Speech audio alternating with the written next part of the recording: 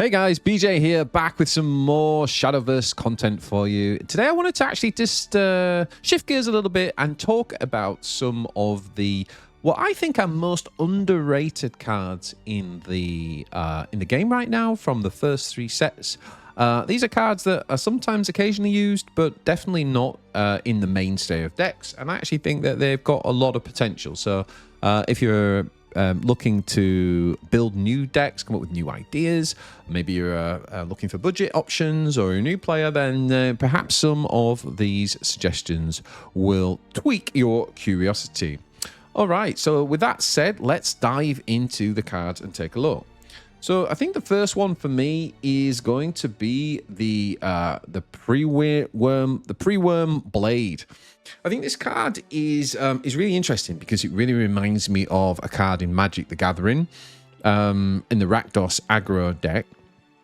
It's this idea that basically, unless they use something like Odin on it, which banishes any card, it's always going to be there. And then when you want to, you can spend that one player point to basically buff a card. And I feel like this card is still a little bit underexplored in the game. I actually haven't really tried this yet, but I do wonder what running 3 copies of this in a storm heavy build would look like, so that you can kind of guarantee getting one early, and then just basically getting more from your storm units late into the game. I really think this card's got potential. Other uses for it, which are quite nice. Obviously, apart from just making trades that are awkward, is buffing up big ward units too and making them a little bit bigger. So just having that option when you've got one floating player point, I do think makes this card a pretty good card. And we've all seen how good Loot Sword's been, for example, this set. And one of the things Loot Sword does is, again, very similar. For cheap, it allows you to put all sorts of different buffs on. And I feel like Blade's got perhaps a little bit more, there's a little bit more exploration that could be done with this card. All right, next up, I've got, this one is kind of it's a bit interesting, because I don't know that people don't value this card. You do see it in almost every Haven card deck. So this is probably the most mainstay and main played card in this list. But the reason why I wanted to include it is because I think it's just so understated, right? We know that most draw cards, for example, for 3 energy, you usually draw 2 cards. And basically, you're drawing 2 cards here for 1 play point. I say energy, I meant play points. 1 play point. But obviously, you just have to wait. You just have to delay a couple of turns. Then it also gives you the flexibility where you can engage by spending 1 the next turn to kind of speed it up. So it really is just such a cool design card, this, because it gives the player lots of agency, gives you lots of choice about how you want to use it. And if you just purely want value, then, as I say, 1 player point for drawing 2 cards is absolutely busted. And I just think this card is just such a kind of low-key but really powerful card. Okay, next up, we've got a 2-drop.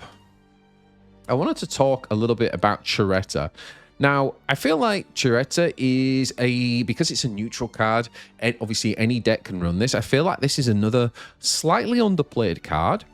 It's a standard 2/2 for 2, which is exactly what you're looking for when you're just looking to play a tempo and on curve and on turn 2. But I really like the fact that it gets 2 additional buffs on top of the standard good stats. The first buff is that it comes with ward, so it acts as a bit of a road bump, right? It can just hold up your opponent in the early game, stop it from trading with a more valuable unit. But then in the late game, this card, I think, grows quite nicely, I think, as a 2-drop. Becoming a 2/5 ward is phenomenal. We all know with Haven, obviously, if you've played something like Wilbert, then this thing gets ridiculous because obviously it's then getting another bonus to its stats. But even without Wilbert, I still think this card for 2 play points is very good in the late game, because actually a 5 health ward is a big deal. Like, for example, Albert. It stops the Albert from trading and taking you out in the late game, right? Where he does these 3 AoE, he wouldn't actually manage to clear this ward. So for very cheap, you can actually stop Albert. We often think about heal cards and healing out of range of Albert, but I think something like Cheretta is a really good alternative. So again, only a silver card. It's neutral. I feel like this card could be could definitely see a little bit more play, and I am starting to see a few creative deck builders like play around with this card a little bit and use it a bit more, which is great to see. Next up is Darkside. Now, I think that Darkside is another really good card that is massively underused. This is a neutral card, so everybody can use it. It's a bronze card, so everybody can get access to it. It's such a super flexible slot. Like, you could even say to a beginner, for example, that this is just a card that could just go in every deck from the start, because it's always going to be good on turn 2. It removes any 2-drop, pretty much every 2-drop. In the game, and it gives you that, so it gives you that kind of removal. It can deal with a warded 2 health unit as well. It can just kill that instantly. So this as a cheap removal is good, but again, it's that flexibility. So being able to put this on your own unit to buff your unit by +2 is massive, because not only can that help you with an important trade to clear the board, but obviously it gives you an extra 2 reach as well. If you're, for example, putting it onto a storm unit to go ahead and finish the game. So Darkside is just a really good versatile card, like a really great all-round versatile card. I think for 2, you'll always find a use for it. It should always be useful. And I think it's a pretty underused 2-drop. Next up is the... that's not it. There we go. So next up, we got the Lucrative deal. Now, this is we're really getting into the weeds now of kind of like unplayed cards. Like, this actually made its way into a top tier Swordcraft deck this season, and I played around with it for a bit. It was pretty good. Like, why is it good? Because it usually costs 3 to draw 2 cards. And the downside here is you're obviously making your opponent draw a card, and you don't know, you never know what the value of that is, right? So that could be a massive downside that you're giving your opponent a card. But I actually think that often it not necessarily will. One of the things that's happening quite a lot in the game, for example, is people are running tablet. Now, with tablet, you often end up with a full hand very quickly because, if you play a card every turn, you're also drawing 2 cards per turn, so you end up with a full hand. And what you see is people like really managing their hand size to make sure they don't overdraw. And a card like Lucrative Deal right now could actually just be really good, because not only then do you get the great value of drawing 2 cards for only 2, but you actually make your opponent overdraw, and they may well overdraw like a really important combo piece, for example. So I actually think Lucrative Deal is, especially as a bronze, like, it's a really great draw card. If you're struggling with draw as a Swordcraft player, and sometimes Swordcraft do struggle with draw. So I do feel like particularly as a budget, but maybe even a one-off in a high tier deck, I think this card is a little bit underrated in what it does. Now, next up, I'm going to talk about Zell, which is Zell Windreader is a dragon card, and I got to watch recently Teddy streaming his OTK combo dragon deck, and this card was in it, and I was just like, he won so many games with this card. It's phenomenal. So where this card is good is that it reminds me a little bit of Baby Carbuncle in a way, in that you're super evo in this card. So obviously that means this card's going to be a 6/6 that can kill something. But what you're also doing is giving Storm to another unit at the same time. So you're kind of getting that kind of best of both worlds of having a Storm unit and trading the board at the same time. And that's quite a common scenario. That's quite a powerful ability to be able to do. In addition to that, the big combo that I saw Teddy using this with Cocytus, because obviously once you play Cocytus, you have the 6 player point Storm unit, that's 10 damage to face. Then you play the 1 cost 13/13, so that's 7 player points. And would you know it, that leaves 3 player points for Zell Windreader. Zell then super evos, gives Storm to the 13/13, and that means you've now got 23 damage to face from hand. So it's a one-turn kill, unbelievably good combo with Cocytus. Really, really love that one. So yeah, I think Zell is... I mean, that's probably the most powerful thing I can think of, but even without that combo, it's still a pretty good... it's a pretty good target for Super Evo, actually, and if you're going to have some pretty big drops to play this alongside, then I think Zell is something that you perhaps could go ahead and experiment a little bit more with for sure. Okay, next up, we have got the Adventurers Guild. Now, this is another card that I think is perhaps flying under the radar, a little bit underrated, to be honest. As we've already talked about in this video, pretty standard, right, to pay 3 to draw 2. Now, with this card, you're paying 3 to draw a follower. So you're only drawing 1, but it is specifically a follower. So that gives you some like deck building things to think about. You know, do you have a spell-heavy deck where you want to have fewer but very targeted followers that you're looking for? Adventurers Guild would be very, very good in that. Potentially in like a Fenny build or something like that. The other thing that's really great about it is that it's an amulet, so you don't have to kind of cash in on when to engage. So you can kind of like use this to empty your hand a little bit and wait, buy your time. But the cool thing about the engage ability here is that when you engage, you destroy the artifact, the amulet, sorry, and then you basically give a follow on the field rush.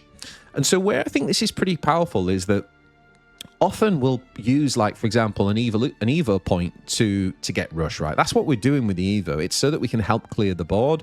We play a unit onto the board. We need to rush and trade immediately. So we Evo. And so in a sense, like the Adventurers Guild, it's almost like a free Evo. Okay, yes, it's not giving you the +2/2. But it allows you to play something that maybe has a good fanfare ability, for example, and then you can use the Adventurers Guild to give the rush to that unit to help clear the board.